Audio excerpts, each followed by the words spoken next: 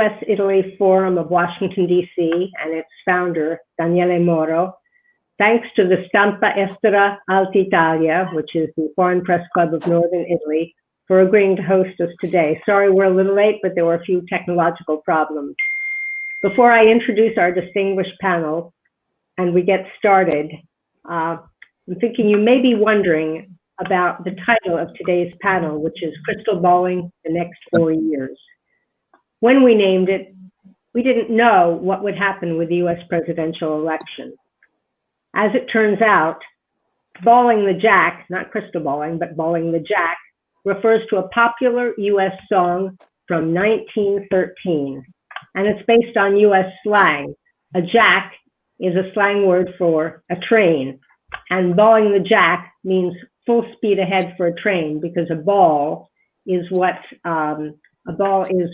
full speed ahead meant at that period of time in the US. So in retrospect, we might have named this panel Crystal Balling the Joe, because that's what Joe Biden seems intent on doing, going full speed ahead when and if he takes office on the 20th of January. And as many of you may know, Joe Biden has a strong connection with trains. So our 4 panelists, glad you made it, John. Woo! Hi. Thanks By so the much way, for participating. Let me apologize to Claudia and my fellow panelists. Claudia guessed it right. All I had to do was press the phone and I connected. I was very frustrated because there was indeed a firewall. Right. And I beg the pardon of all. And hopefully You're in here. content I can make up for the time I lost you. We're glad to see you with us. We're really grateful. And thank you to the audience for being patient and waiting, because these technological glitches do show up every so often. In any case, our 4 panelists will help us learn the intricacies of this song and dance from over 100 years ago. Each will speak for 5 minutes. Then there'll be the opportunity for all of you to cross-question each other if you need to do so or want to do so. Then we'll open questions to you, the listening journalists who have joined us online. Please write, as per the Stampa Estera, please write your name and publication before your question, and keep your questions brief.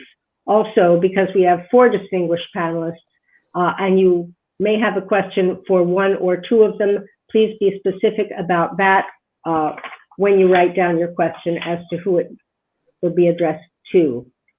Our panelists, in order of their intervention, are from Milano, Marilisa Palumbo, who is head of the foreign desk of Corriere della Sera, Italy's leading daily newspaper.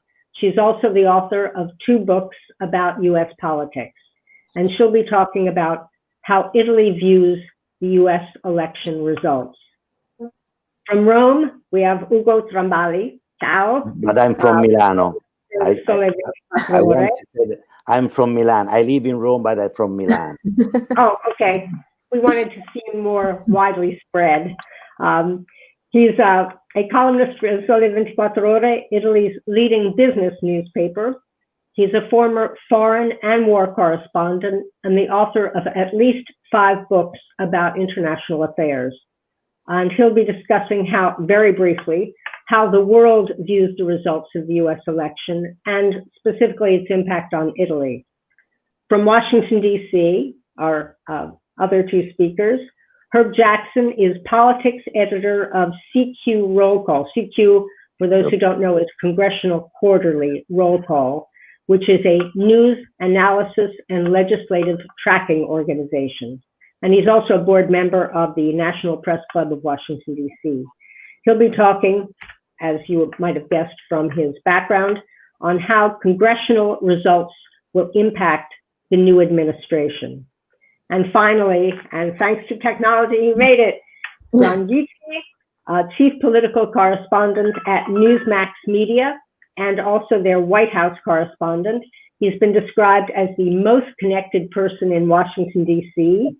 He was once heard to say that he has 53 Rolodexes in his office.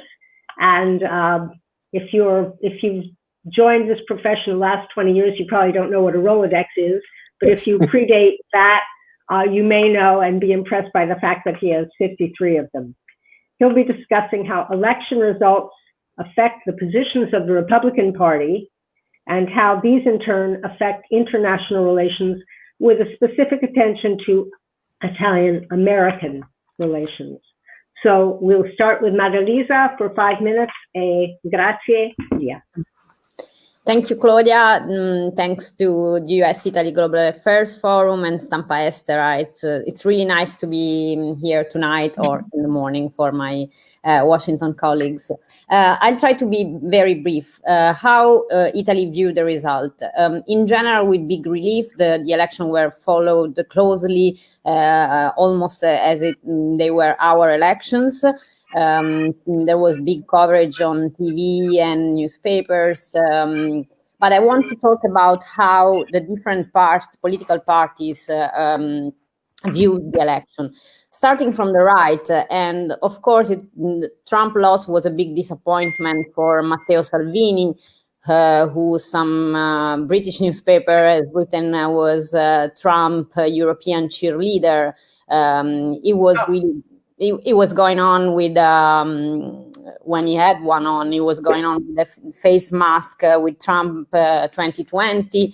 And he also talked after the election about the false claims about electoral fraud that Trump has made. So of course, and of course they tried to underline the fact that Trump got so many more votes than last time, and it is true, nobody expected it.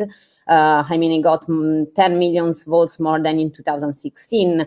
Nobody expected him to mobilize more voters than 4 years ago, but he was able to do so. So it is true, it was not a bad loss for Trump. And as almost every analyst has already said, Trump might go, but Trump will not go. Other people in the Italian right had different reaction. Giorgia Meloni of Brothers of Italy, Fratelli d'Italia, was more cautious, and even if she's of course very close to the Republican Party.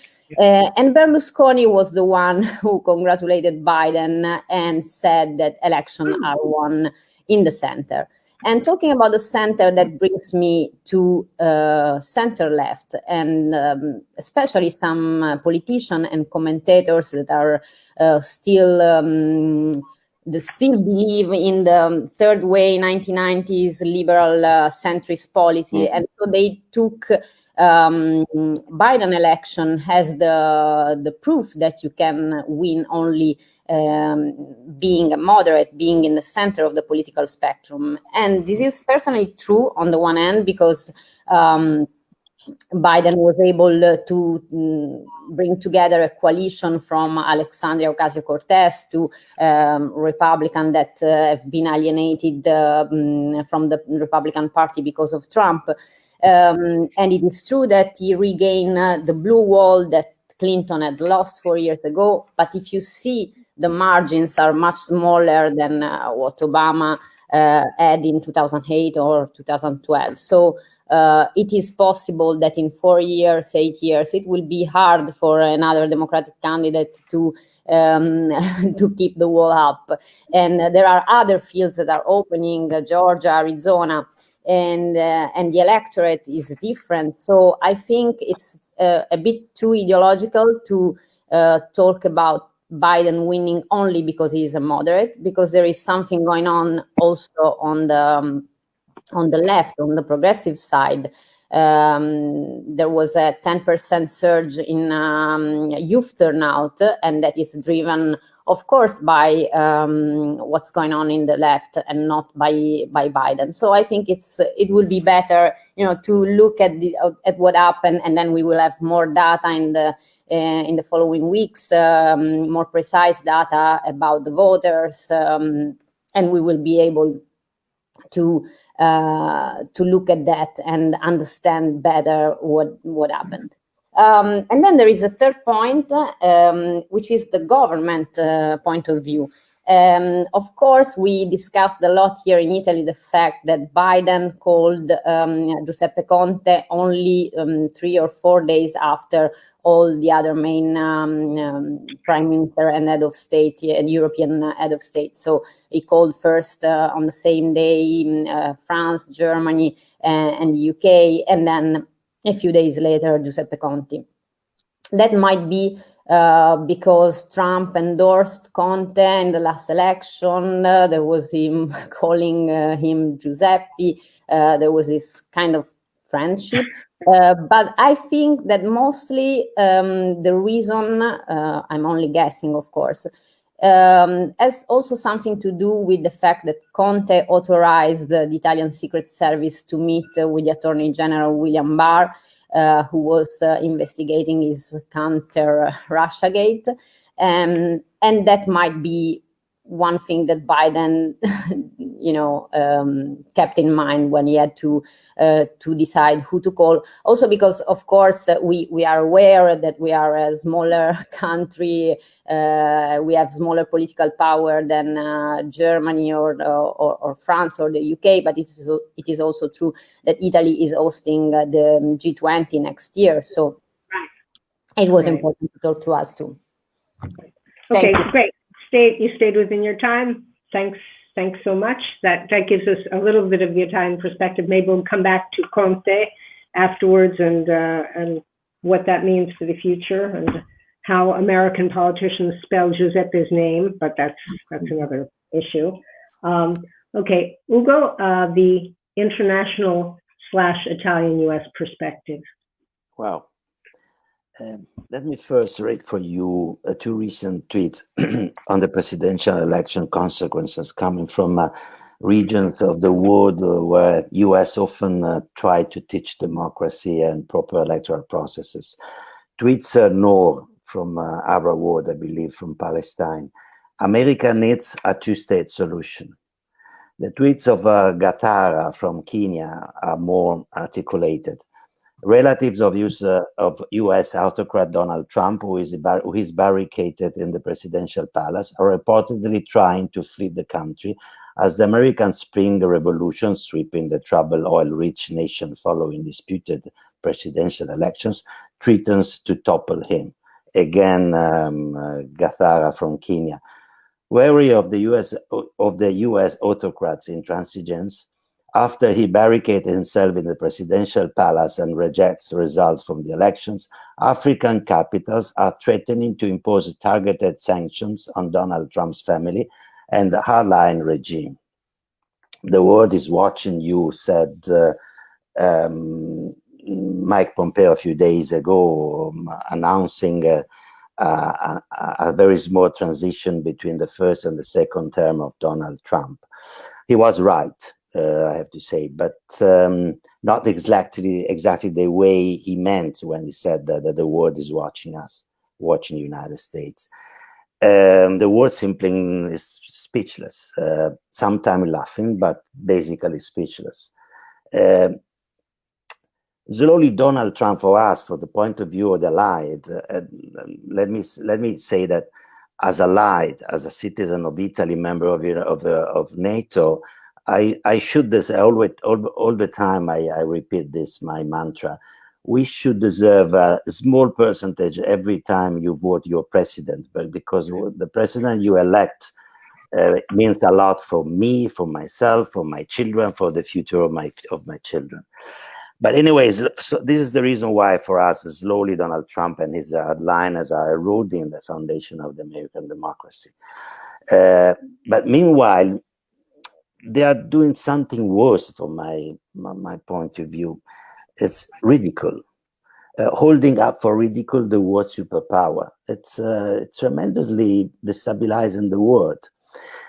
And at the moment, because of the result of these, the so-called result of these elections, the world is divided basically in 2 categories: the happy ones and the worried. The first among the happy is, of course, Vladimir Putin and Xi Jinping. They are both an ideological and geopolitical. They have both geopolitical and ideological reason for that. their authoritarian systems are competing with the liberal democratic one, and the Americans engulfed in this post-electoral drama is pure Christian propaganda for them. And in the geopolitical terms, I have to say what is going on in DC is dangerous, jeopardizing the American authority among friends and foes.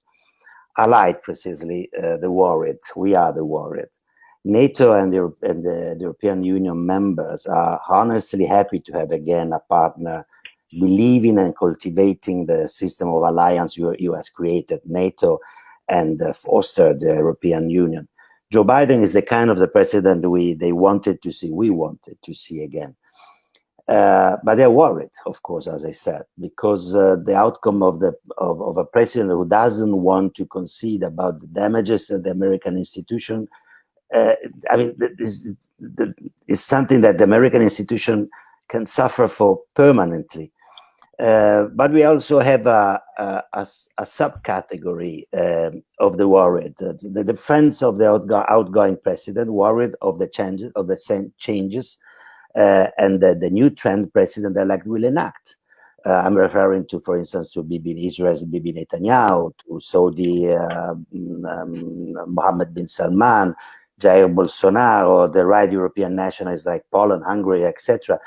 The so-called liberal democracies. Actually, it's hard for me to understand the meaning of this definition. But anyway, but at the end of the day, what friends and foes, allied and competitors, what they want from an American president, basically, is a predictability.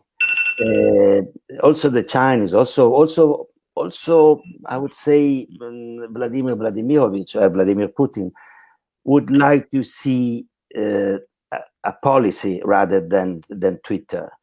At the end of the day, because they are politicians, they are not businessmen. They are politicians. They want to have.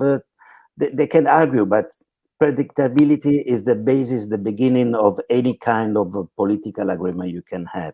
I'm not going to go deep into what is going to change if Joe Biden will actually will sworn on January 20. Maybe during the questions I will answer to the difference in Israel, Iran, etc. But at the end, the Italian consequences of the US election are negligible. We only were hoping a consistent democratic victory of the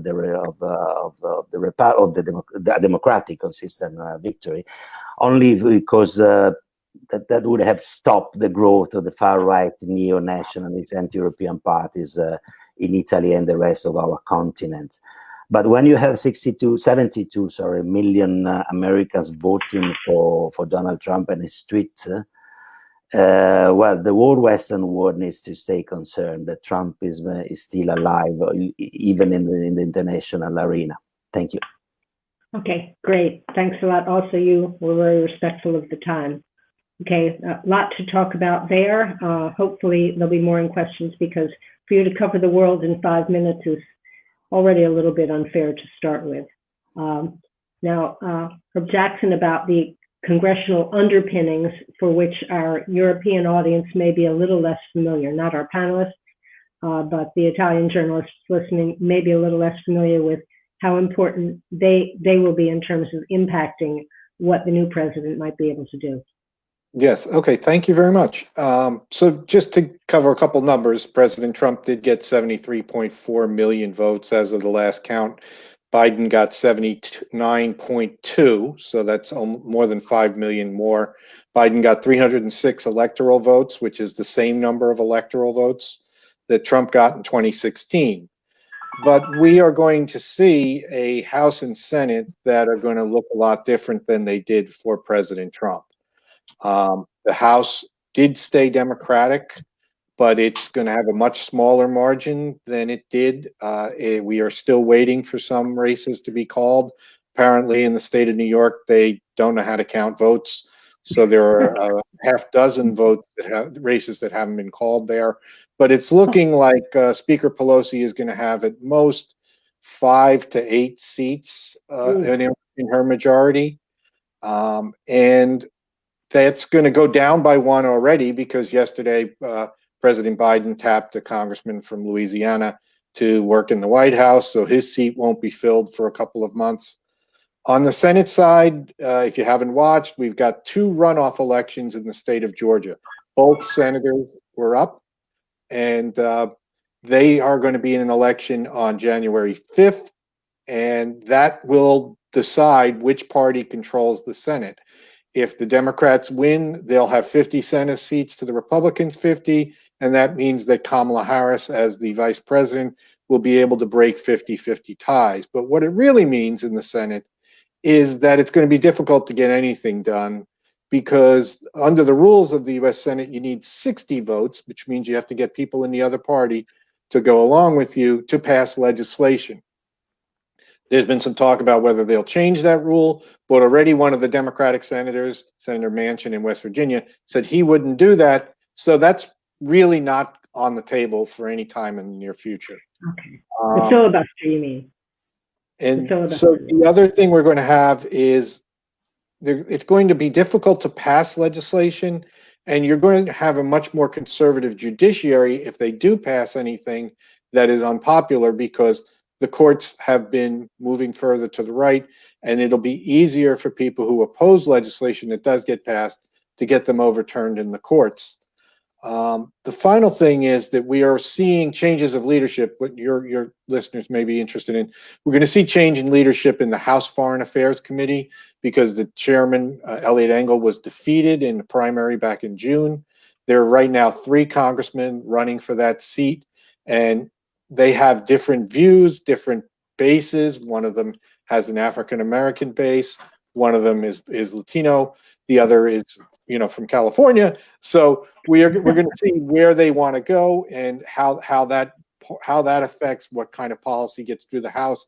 Of course, the Senate Foreign Relations Committee is more important than the House because they approve ambassadors, they approve treaties if any are proposed. Right now, Senator Risch from Idaho is in line to become the chairman again if they keep the majority. If they lose it, it is probably going to be Senator Menendez from New Jersey, who was the chairman briefly under President Obama and fought with President Obama quite a lot. He in fact, was very strongly against the Iran agreement, for example, that the Obama administration reached. What that probably means is that Biden will have to use executive power rather than legislative power, the same way that Trump did. We will fully expect that he's promised on day one that he's going to put the United States back in the Paris Climate Accord. But whether the United States can actually follow through and enact any policies that significantly reduce the emissions of carbon, that's not far from given. More than likely, they will use the upcoming need to pass a new transportation bill, the way we fund highways and bridges for interstates. Most of the money comes from the federal government. That needs to be renewed every 5 years. It actually expired last year. They were on a temporary renewal. If they do a long-term renewal, they will probably do something like, charging stations for electric vehicles and put back some of the emissions standards that the Trump administration tried to take away. But I don't see a major carbon tax coming anytime soon, as much as the Democrats on the left will really be pushing for it.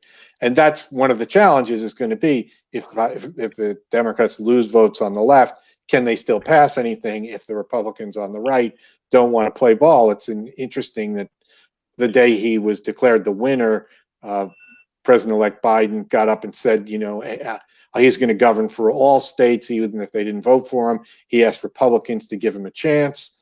Right now, it doesn't look like there are a lot of them that are saying they're going to be doing that, but we did keep some of there are senators who will be maybe planning to run in 2024 if Trump is gone. Yep. And we're going to see where they try to go. The other thing that Biden will be able to do is on immigration. He could undo some of the executive orders that Trump put in place, but he doesn't have the freedom to change immigration policy in the United States. And the last thing is that he can take a different stance on trade. President Trump tried to convince people that tariffs are paid by the countries they're imposed on rather than on the people who buy the products that come from those countries. Biden will try to undo the tariffs, but what happens as a result of that and what kind of blowback he gets, I'm not really expert on that, but that's about where I could go from right now. Right. Great. Thanks a lot. Thanks again for being respectful of the time, and lots of things to discuss, which I'm sure your co-panelists will want to grill you about afterwards when we have the opportunity. And finally, our technological wizard, Don Gizzi, who managed to connect in spite of technology in Washington resisting. So we're really glad you persisted and were able to join us, and to talk about from a unique position, because your own organization is almost as much in the news as everything we're going to be discussing today. But that's not the focus, is from your unique position to talk about the Republican Party as a result of the election results as we know them so far, and what that portends for the future, specifically in international relations, and if you can, of Italian-American relations. I'll try to be respectful of time as my fellow panelists were, Claudia, and thank you. And once again, thank you for your technological advice. Use the phone. Very simply, the Republican Party is in a zeitgeist right now. Its traditional conservatism lives on, but it's not resuming a dominant position in the party of small government and lower taxes is much more. Donald Trump made a hostile takeover of the party in 2016. As pointed out, he received 73 million popular votes in this election and had a few votes shifted in key states, would have been reelected. More importantly, I think, is that the Senate stayed Republican, contrary to the prospections of a lot of so-called experts, including this reporter, who saw a Democratic Senate coming in. The Senate, interestingly, still retains some semblance of centrist republicanism. Susan Collins of Maine, who was on everyone's dead-on-arrival list politically, was reelected rather comfortably in the end.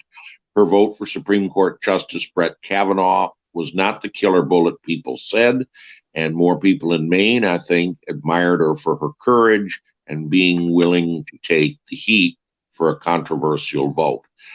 In the House of Representatives, just to follow up on what Herb said, we're seeing the shape of the Republican Party for the future. Not a single Republican congressman was defeated. And here's some interesting facts. Minorities grew in the House. The number of Latino congressmen was increased for only the third time since Reconstruction. There are 2 Black members of Congress who are Republicans serving at the same time, or I should say 2 Black U.S. representatives who are Republicans serving at the same time.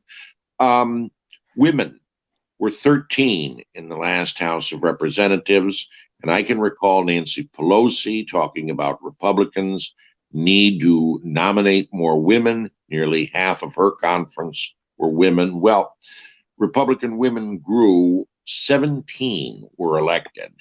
And interestingly, I've interviewed a number of them, Michelle Park Steele and Young Kim of California, the 2 first ever Korean American women.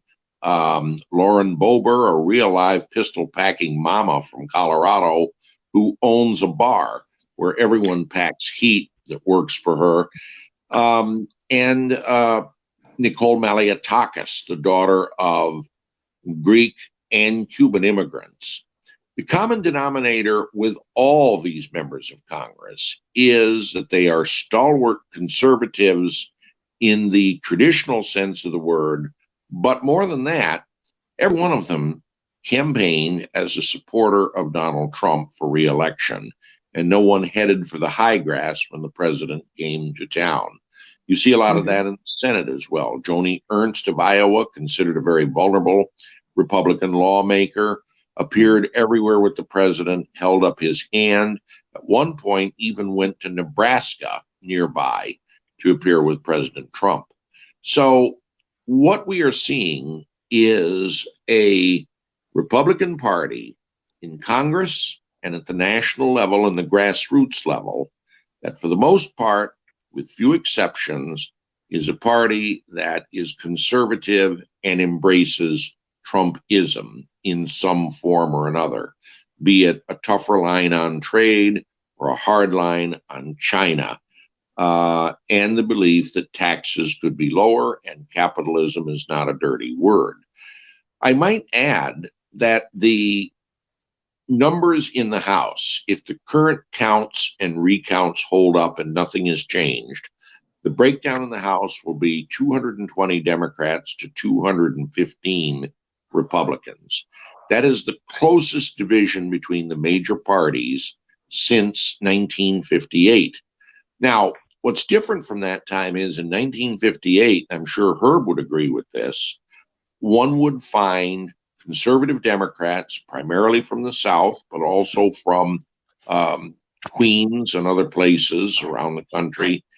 And one would find many moderate Republicans, particularly from the Northeast, notably my home state of Connecticut.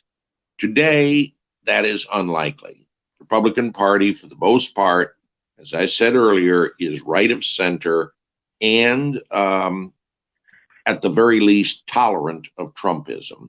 On the Democratic side, increasingly the AOC wing of the party, the progressive wing, is growing. And when older moderates, Biden-style moderates, retired, the chances are strong they're replaced by someone from the left. Emblematic of this is that the favorite to be chairman of the House Foreign Affairs Committee, Joaquin Castro, is primarily where he is because that wing has embraced his candidacy over Brad Sherman of California and Gregory Meeks of New York. I would be surprised if he doesn't become chairman. Mike McCall, stalwart conservative from Texas, is the ranking Republican member, so there'll be some interesting clashes between the two. I do think in terms of foreign affairs, the Republican Party is going to be one that's a little more hesitant about international organizations and agreement, be it the climate change agreement or NATO even, and as always, very critical of the United Nations. The other thing about the Republican Party, they are not hostile or wary of right of center parties throughout Europe. Nigel Farage is as popular a figure as any Republican among party members and their ranks in Congress. You should see when he comes over here how they dash to get their picture taken with Mr. Brexit. And likewise, at the Conservative Political Action Conference, we know that Mr. Salvini has been greeted as a rock star. Marianne Le Pen, Maureen's niece, I might add somebody a lot more presentable than her aunt, got a hero's welcome when she spoke, and incidentally, in an interview with me, rejected racism and anti-Semitism. So we are seeing a Republican Party that we could call more populist and more nationalist in the future. What does it mean to relations with Italy? I have to say that Giuseppe Conte, when he was in partnership with the League, came here and people generally seemed to like him. That is, people on the right did, because he was a political outsider, very much like the World War I Prime Minister Orlando. He was a law professor, a bit removed from politics, or a little bit like the younger Berlusconi without the money. And in that sense, he was liked. He disappointed a lot of his fans when he made the alliance with Renzi and the middle and left. But for the most part, he remains tabula rasa and someone that conservatives can deal with, although they wish he would go back to his former partnership. We will see what this means in terms of policy in the long run. And as for the final point, Republicans in Congress and Democrats, given the way there's a distinct difference between them, it is going to be very difficult to see where they come together. I talked to Congresswoman-elect Victoria Spartz yesterday. She's an interesting person, born and raised in the Ukraine, or Ukraine, as she would say, and someone who came to the U.S. at 21, earned a master's degree in business, became a CPA, was very successful in the private sector before going to the state parliament and Congress. She said Republicans should offer positive legislation on healthcare reform and taxes, see what the Democrats do, and if they go nowhere, present it as an alternative in the next election. That'll be very interesting to watch, but and I know that you'll all be watching it here in the United States. Thank you. Right. Thanks a lot. Great. Before we open up to questions from people who may be watching us, is there any commentary that any of you would like to offer to anyone else? Or because everyone has said things that are fairly, well, more pessimistic than anything else. I didn't see huge streams of optimism, either by, let's say, those leaning toward favorability of Biden's having won, nor toward the fact that that Trump got 72 million votes, which is 10 million more than he had gotten before. I don't see a lot of ability to compromise, as John was describing in his final comments. Is there anyone, maybe Herb, you want to say something from the point of view of the grassroots structure of what compromise might be possible that would make sense for Europeans looking at NATO and thinking, oh my God? Well, yes, again, as a European and as a Atlantist and a member of NATO and believing in this alliance, especially now, with the world is plenty of dangers. It's much more than during for some extent, much more than during the Cold War. So I think that United States need a Republican Party, a conservative Republican Party. The American democracy as the Italian democracy. We have the same problem in Italy. What is going to be over in the United States is a conservative constitutional party, respectful of the Constitution, of the American Constitution, respectful of the alliance. We are also in Italy. Berlusconi is almost nothing in terms of consensus and power, aside his money. In the United States, it's going to be the same. And what we need as allied, and what you need as a people living in a democracy, is a real strong conservative constitutional party. Ronald Reagan, for many extent, could be the ideological grandfather of the present Republican Party, of the Tea Party, etc. But I mean, I cannot imagine any staunch anti-communist like him. But when it happened that I was Moscow correspondent on those years, when it happens that Mikhail Gorbachev went in the power and started to make dialogue and to make compromise, in Ronald Reagan, much more the staunch conservative, ideological, anti-communist, etc., prevailed the leader, the statist, the man who put the end of put at the end of the Cold War and helped the Russia, the Soviet Union to make. I mean, how could I say? Both Ronald Reagan and George Bush, the father, not the son, I mean, were very helpful to keep Europe in peace, because they helped us both German reunification. They helped the institution of the Communist Party in the Soviet Union, not provoking the Third World War in Europe. This is the Republican Party we need in Europe, and I believe also you need to preserve your own democracy. Spinning off on what you've said, Marilisa, does it matter, or did it matter in terms of U.S.-Italian relations who won the U.S. election? Because we've heard that if it's Biden, we assume it's Biden, but it hasn't been finally decided yet. Let's say unofficially, if it's Biden, he's still going to be hamstrung by problems with the U.S. Congress, as Herb has described and has John has alluded to. Does it really make a difference in terms of relationships, the fact that the U.S. pulled out of the Paris Accord and now may rejoin the Paris Accord? The fact that that there may be pressures going on with things inside of Europe, or with Brexit, yes or no, that does it make a difference, really? I think it does, because Italy-US relationship has always been very strong, and so of course it was strong even with Trump in some way. It stays strong, but it's very important. It's a huge relief for Italy to have someone who understands European policy. Biden is someone who has worked, he was not even only the vice president, but he was in the Foreign Affairs Committee. So he was always dedicated. He has dedicated his life to foreign policy. I don't know.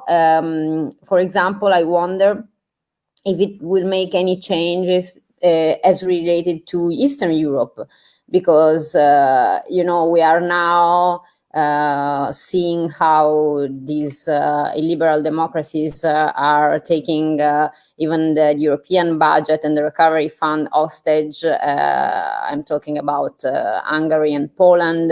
And I guess because of Biden's background, that he will have more to say about this than Trump did, and that can help European Union.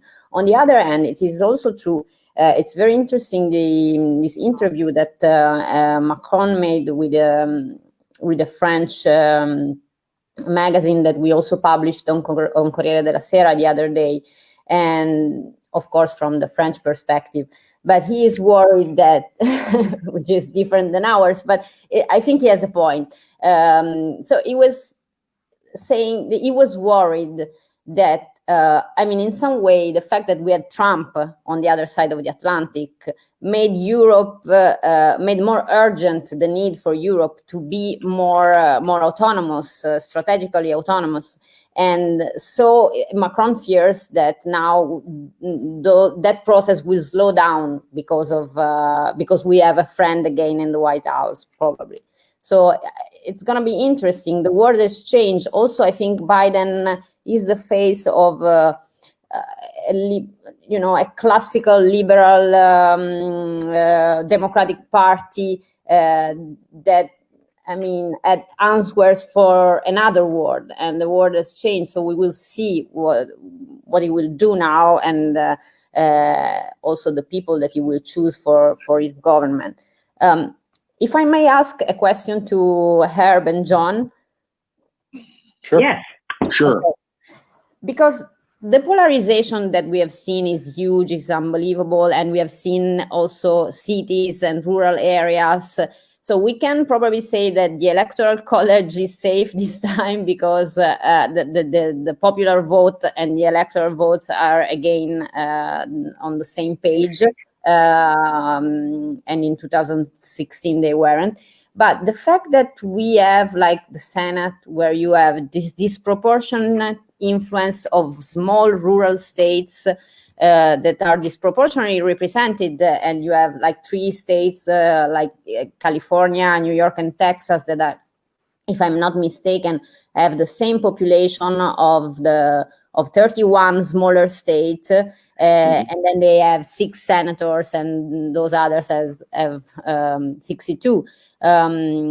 So, there is a price that the institutional system, and I'm not talking only about what Trump is doing, that of course will cause damage in the trust people have in institutions, because there is a huge part of American public opinion that believes in the electoral fraud is talking about. But I also mean in general the way that the institutions work. Are they still representative of this new America, where people are moving to the city, to the urban areas. Let me just follow up what Marilisa said. I remember, of course, you remember that Thomas Jefferson suggested that the Americans to change the Constitution every generation. Yeah, I would say that the odds of changing the Constitution are as slim as they've ever been, and we would be. I would see it more likely that other states came into the Union, like Puerto Rico and the District of Columbia, than any chance that they changed the division, the Madisonian Compromise is what we were taught it was, between the House and the Senate. And the other thing is that let's not just assume states are static. I mean, there was a point not more than a month ago when we were still looking at whether Montana could have a Democratic senator because it had a two-term Democratic governor. So you vote for people, not for parties, more than people realize. Now, the other thing, we haven't mentioned at all, and we are 45 minutes in, is the pandemic. I really don't know how the election would have been different if people had campaigned the way they normally do.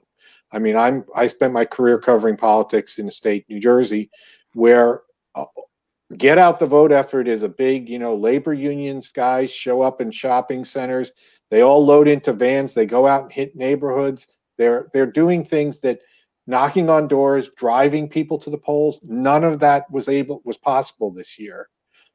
So I'm not sure that anybody, maybe one of my colleagues has just said, is polling broken, or is polling just broken for elections when Donald Trump is running? Because we always had a sizable amount of our population that never voted, that was eligible to vote and didn't. And many of them actually got up and voted this time. Now, maybe some of them voted because a ballot came in the mail that they never asked for. So why not fill it out? Maybe some of them voted because it became easier that I didn't just have to go to the polls on a Tuesday between 6 a.m. and 8 p.m. when I couldn't do it in the morning because I had to get my kids to school, and I couldn't do it at night because I wasn't home from work yet. I think what's more likely is that changes first, that how people vote, that voting became more convenient, partly because of the pandemic, and people are not going to want to go back to you have to be here and do it this place on this day. I know that maybe universal vote by mail is not going to come quickly, but more voting days, more time to go to vote in person, so that you can do that. That, I think, is more likely to change. And how that changes things, there have been studies.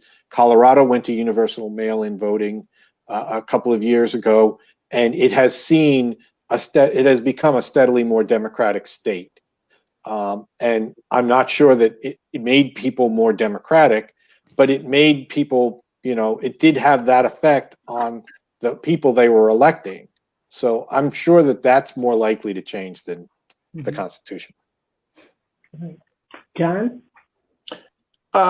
My guess is this. First of all, nothing is going to change in terms of the Constitution. The Madisonian Compromise that Herb mentioned has worked out fine. And when one talks about amending the Constitution, after more than 200 years, we still have less than 30 amendments to the original Constitution. And contrast that to constitutions in Latin America, in Europe. It is an incredible situation. The Honduran Constitution, for example, is something that can be put in the form of a paperback book, not our U.S. Constitution. So I doubt we're going to see changes in any way. In terms of voting, yes, 65% of eligible voters turned out, and that's the highest turnout since 1908, when William Howard Taft defeated William Jennings Bryan for president. Wow, that was a long time ago. But part of it may be due to the intensity of the election. Part of it may be due to more flexibility in voting. We really can't be sure. One thing I would say, that even with the pandemic and the restrictions on movement, you had the turnout. Earlier today, I interviewed Congresswoman-elect Lauren Boebert from Colorado. As I said, she's the pistol-packing mama, first-time candidate. And she said, this was my first race for office. It's all I know is campaigning with the pandemic. And she said they did it quite well. They would have rallies in stadiums or large places so you could attract big crowds but observe social distancing. She did Zoom meetings, she did Skype, so she wound up reaching more people than if she'd had her volunteers going door to door. And she won pretty handily in the end in a very competitive race. So I think we can adapt to these kind of things. But at the same time, if we look back, there were restrictions on a lot of movement in the pandemic of 1918. And as soon as things got back to normal and the pandemic was behind us, we went back to doing things the way they did before. I think a lot of things, such as the volunteers that Herb spoke of and the get out the vote techniques he saw in New Jersey, are going to return. Politics is a people business, a social business, and I don't see why it wouldn't go back to that in the end. Any other questions? Because I have a question, which, in a way, for all of you, more for John perhaps than some of the others. You talked about the fact that the more traditional Republican Party had been co-opted by Trump in these last 4 years. And of course, there's been a lot of speculation in a lot of press, also in Europe, about populism and the effect of populism on the conservative side, and how that in turn obviously is going to impact US-European relations, because as you alluded, Republicans in the US are not so happy about international agreements, they're not so happy about the UN, they're not so happy about the Paris Accord, etc. And that had not been a problem with, say, Bush Sr., who was a Republican, and that had been not as much of a problem with Bush Jr., who was a Republican, but it's a big problem with Trump and the movement he represents. Do you see a modification of the Republican Party, of the mainstream Republican Party, now that Trump has presumably been defeated, and that more traditional Republican views will take over, which would be more comforting for Europe? Or do you see that changing permanently because Trump has changed things permanently? I see it a lot like the post-war Republican Party, Claudia, in the sense that there were internationalists. Senator Arthur Vandenberg, for example, worked closely with the Truman administration, and one was able to see NATO come about and the Truman Doctrine, none of which could have happened without Republican Vandenberg there. On the other hand, there was still a strong isolationist movement. Robert Taft continued to warn against entangling alliances overseas. He was a very big critic of the Korean War. We'll see a lot of that. There will be internationalist Republicans, certainly. I'd say just the re-election of Senator Collins, and even Mitch McConnell staying as majority leader is important. When I interviewed Majority Leader McConnell 4 years ago, I pointed out the criticism that then likely Republican nominee Trump was making of NATO. And he said, well, I support the NATO alliance. That's one of the best moves the United States had ever made in foreign policy. And he felt pretty strongly about it. So there will always be that element. And yet at the same time, there'll be an element that is very nervous about entangling alliances. I think the person who's smiling the most about the condition of the Republican Party, Pat Buchanan, because so much of what he talked about, which is easing back from our hand in the world to a hard line on immigration. He didn't have a border wall, he had a Buchanan fence. And his views have been, for the most part, vindicated by the election of Donald Trump and by Trump's branding on the Republican Party. So I would say you will see this element. But another thing is that a lot of the internationalists you bring up are getting older right now. There's a new book out about James Baker, the man who made Washington work, a strong Secretary of State with a great passion for the Atlantic Alliance. Well, he's 90 years old and has long been out of politics. And one of the things I hope to ask the authors, Peter Baker and Susan Glazer of the Baker book, do you see another James Baker on the horizon?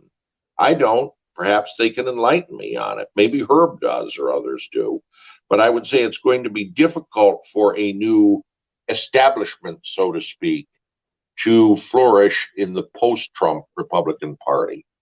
A question, in a way, for all of you, perhaps more for the Americans. So this happens in Italy too, with splits between cracks within parties as well as between parties, and that is Herb and John. You both talked about the splits or the dissension between one wing of the Republican and one wing of the Democratic Party and the other wing of the same party. Do you see that stronger on the Democratic side because they have such a fragile majority now in the House of Representatives, and the progressives feel that they're owed something, but the moderates feel that they're the ones who actually pulled through the election, more than, say, on the Republican side, where you have the Trump-leaning Republicans and the non-Trump-leaning Republicans. I would call them the more traditional, more classic Republicans, but I don't know what the terminology is. Do you see this split more of a danger to the Democrats or to the Republicans? And how will this affect governing? Well, I would say, when I just looked earlier, we had, I looked at House and Senate races very closely this year. We had 30 Democrats running in what we called Trump districts, which is districts that President Trump carried in 2016. And these were Democrats who also won that year or flipped seats in 2018. And 21 of them, based on my best guess, won, and 9 of them lost. They could conceivably argue that they gave Speaker Pelosi the majority, and they have made that argument. At the same time, the left, saw what happened in 2016 when Senator Sanders lost the nomination to Hillary Clinton and gave a half-hearted endorsement, and the Bernie bros were still picking on Hillary all the way up until November. And I think they saw that, hey, we sucked it up and we fought for you, and we went out there and gave you cover and said, yeah, maybe he isn't a sponsor of the Green New Deal, but we'll get him on board and that kind of stuff. And even when he stood up in the debate and said, I'm not for the Medicare for All plan, I beat those people, they didn't scream, we're through with you, right? So they believe they owe some credit for Biden's victory. So it's going to be Speaker Pelosi's job and her leadership team to keep them all working in the same direction. What has happened before is Republicans have made it easier for Pelosi by taking such an extreme position that they can't be with them. And it kind of struck me as odd in the last 4 years that McConnell's job wasn't easier, because he should have been able to pick off 3 or 4 right-leaning Democratic senators from places like West Virginia, Senator Warner in Virginia. He should have been able to pick them off and get them on his side, but the Republicans were taking such extreme stands that he pushed them into Schumer's corner, into Democratic leader Chuck Schumer's corner. So what you described could happen. It could be that Republicans come up with a way where they're putting a more reasonable healthcare plan together, and the Democrats are abandoning it or won't go for it, and they look unreasonable. But we haven't seen that be the pattern in the last 4 years when the Republicans were in well, the last 2 years when the Republicans were in the minority. Sorry, I'm getting my years mixed up. So I'm not sure that we should expect it to happen now, even though the Democrats have a smaller majority. Right. Anyone else want to add? What about talking about foreign policy's attitude? Because John talked about the Republican Party, but what about the Democrats?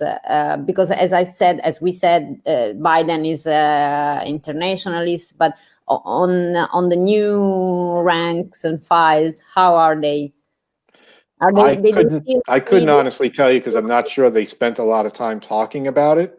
I would say that one of the things that probably is not going anywhere now is the push on the left for the BDS movement toward Israel, the divest and things like that. But boycott, divest, and sanction. I'm pretty sure that's not really going to make some travel. I honestly, and I apologize, and I told Daniele this when he approached me for the first time about being on this, that this is not my area of expertise, that I've not covered this part of it. I did cover Senator Menendez when he was chairman for a while, and I watched him try to maneuver the Obama administration further into more aggressive stances. And there are, hawkish Democrats still out there. And, the military base is still strong in both parties. Both parties have members who represent military bases. Democrats picked up members who were in the military. And, that's not going to go away. And I know that military and diplomacy are not the same thing, but in U.S. politics, they often end up being the same thing. Right. And let me just add as a postscript to what Herb said, that the BDS movement will not take off. And quite honestly, we now have a president who was immediately congratulated when projected to be the winner of the election by Bibi Netanyahu, someone thought to be as close to Donald Trump as any world leader. Well, he's also close to Joe Biden. And in fact, when Joe Biden was vice president, Prime Minister Netanyahu had a tree buried in honor of his mother, and her declared a righteous Gentile in Israel. So the two of them are close. And I'd also point out that a lot of the BDS movement will run out of steam when and if Bibi leaves that office and General Gantz, the deputy prime minister, leader of the Blue and White Party, comes to the fore. I don't see any noticeable differences with Netanyahu, but the fact that he's not Netanyahu is going to do a lot to restore the National Democrats' good feelings about Israel. We'll wait and see on that in the long run. One thing should be pointed out, and in American elections, at least in modern times, foreign policy is discussed for perhaps 20 minutes at the most. I think we had some discussion about China and coming down on them. But beyond that, it's difficult to say where foreign policy is, even though I believe, and John Kennedy once said, this is the stuff of presidents. And it's going to be important. Joe Biden is someone, he's a past chairman of the Senate Foreign Relations Committee. As Newsmax reported in a column by this reporter, he seems on the verge of naming as his Secretary of State Tony Blinken, someone well known in European circles and as close to Joe Biden as James Baker was to George H.W. Bush or Mike Pompeo to Donald Trump.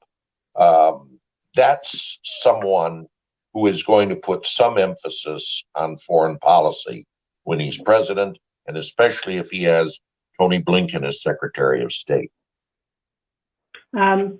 Ugo, you want to comment on that, especially on the Israel portion, because you're an expert on Israel. Yeah, I mean, what John said is right. I mean, foreign policy are not very much important.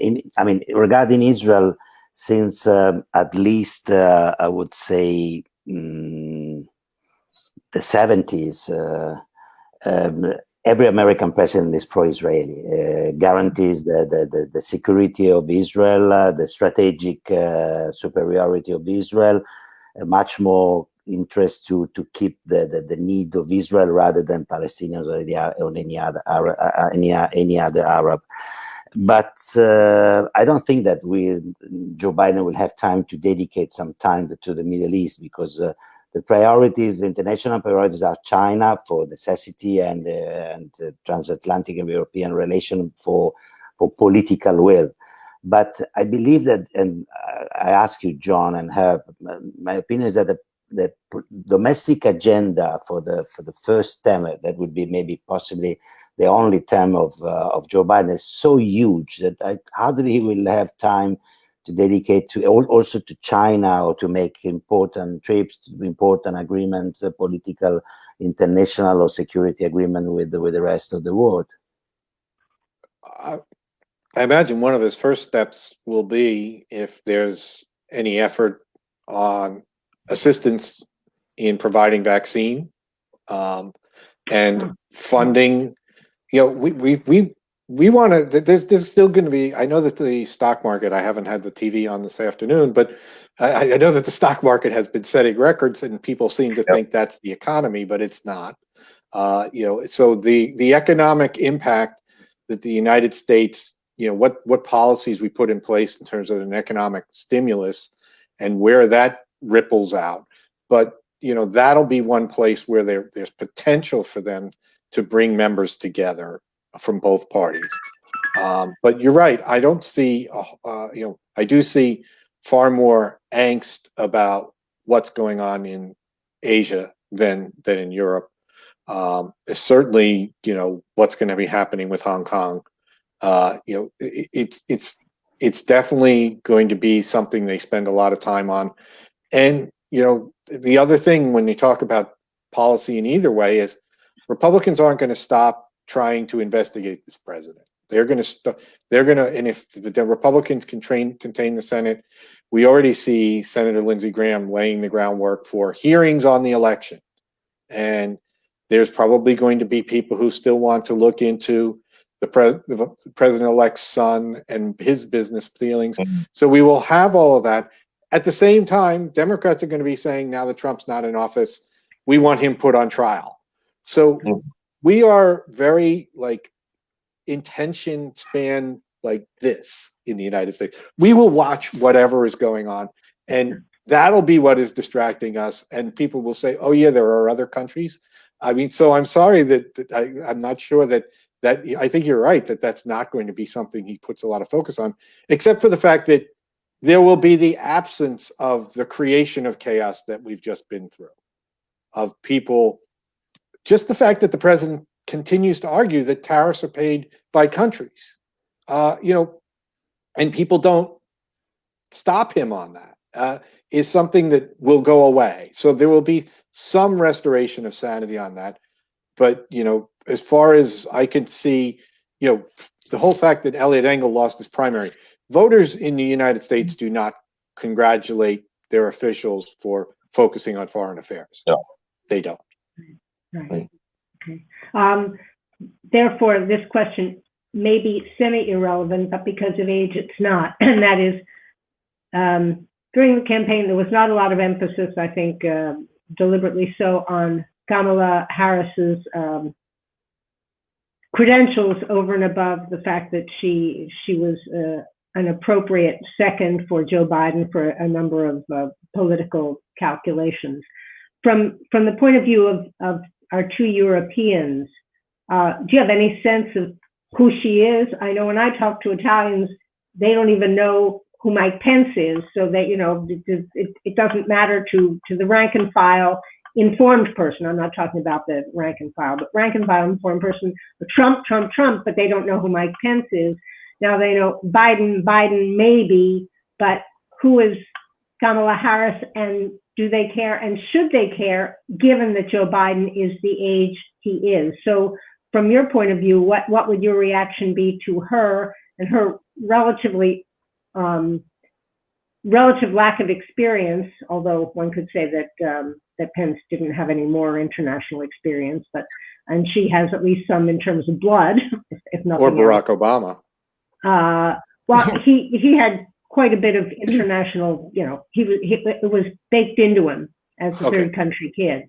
And whereas Kamala didn't grow up in foreign countries, as in fact Barack Obama in part did. So he did have a little edge, even if he couldn't see Russia from his window, but he could from his door.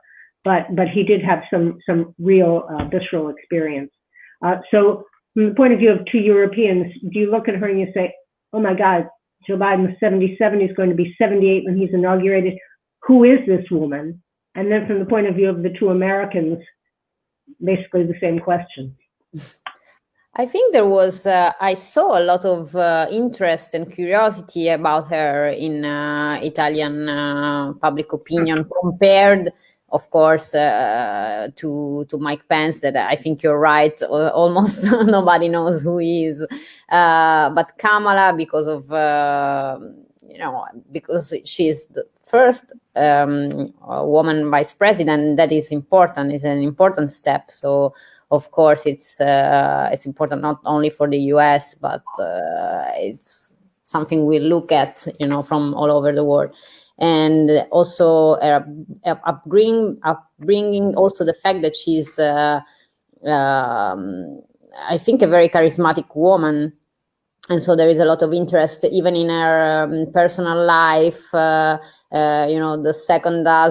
first second husband, that is leaving his job to be by her side. Also, I think it also sociologically it's interesting. It's a new kind of family in the American presidency, and of course it is interesting because she might be the next Democratic candidate, and she's she's the vice president of an old man, so of course there's more interest because of that. And we'll know more about her in the coming months, because I think that she will have a bigger role than Mike Pence in Biden administration than the one Mike Pence had in Trump's administration, I guess. Well, I believe that very often the office makes the presidency, makes its gravitas, its capability to rule a country. I mean, you don't need to be president before to become president. Not always. I don't agree with what John said before. I mean, portraying maybe Kamala Harris like the next communist, the first communist president of after Joe Biden, because in my opinion, Kamala Harris, she's a centrist, deeply centrist. She's not a leftist. I don't find anything of leftist in Kamala Harris. Yeah, me neither. Well, I would just say, excuse me, I would tell the gentleman from Milan, please talk to people from California on her record as District Attorney of San Francisco and State Attorney General. And they definitely find her a leftist in terms of her views on law enforcement, as well as social issues such as abortion and gun control as well. That's how she certainly has been perceived. And in fact, when she won the Democratic nomination, won the election in California to the U.S. Senate, it was over Congresswoman Loretta Sanchez from Southern California, and she won by attracting the more left of center votes in the state. If you want to see a moderate, you would look at Senator Feinstein, the senior senator from the Golden State, and you'd see a disparate record from Kamala Harris. But still, the left doesn't view her as one of their own. No, they're not crazy about her on the left because she was a prosecutor. Almost by definition, someone who is a public prosecutor. No, but John, I have the feeling that for you it's not very difficult to be leftist. I mean, from your position. Well, my personal belief is that 4 years of social democracy, European social democracy, would be very helpful to improve the American stand. But I understand it; it will never happen. You're right. Yeah. Of course, no, never ever. Unfortunately for you, but but fine. Kamala Harris could be as I said, is the office who makes the president. You can be leftist, you can be right. I mentioned before Donald Trump as a president, as a head of states in the international arena was the leader, was the statist. This is important, and I believe that Kamala Harris, as 100 other possible American candidate, will be able to occupy the center stage of your arena. Herb, you want to add something? Because we're now at 7:30, so it's time to Yeah, I wouldn't put a label on her politics because I haven't seen enough of it to tell you. I mean, she seems like she was here in the Senate for a cup of coffee, but the fact is that it'll be what role that the Biden team gives her, and that'll be where she stands out or not. So, and I'm certain you can't really compare what role she had versus Mike Pence, because nobody could have another role besides President Trump in his White House. Pence had a function, and Pence kept certain parts of the base excited and connected to Trump. But it's not as though the president really gave him a portfolio to follow. Except for COVID, that was the only one he gave him, and we all know how that worked out. Does anyone have any final observations or comments? And then we'll just wrap. I would just say to my friend from Milan over here, from 1964 to 66, we did have enough of social democracy in the United States, and of course, then Republicans made big gain in Congress. So I'd say we had enough of it to be inoculated, but not enough of it to be addicted. Okay, fair enough. In any case, since we've actually used up all of our time, I want to thank you all for participating, for donating your time and your patience, and hopefully there'll be future opportunities to discuss this, but not before January 20th, because we hope that there will be a new president, and we're presuming that it's going to be Joe Biden for being neutral. I mean, the people have apparently spoken, and therefore we'll be able to regroup in about a year's time and see if the most dire predictions have taken place, or if we have some kumbaya moments and actually the world gets their act together, and maybe we can make some progress in spite of Congress. So thank you very much for participating, and we'll talk to you all again soon. Ciao, bye-bye. Thank you, Claudia. Bye.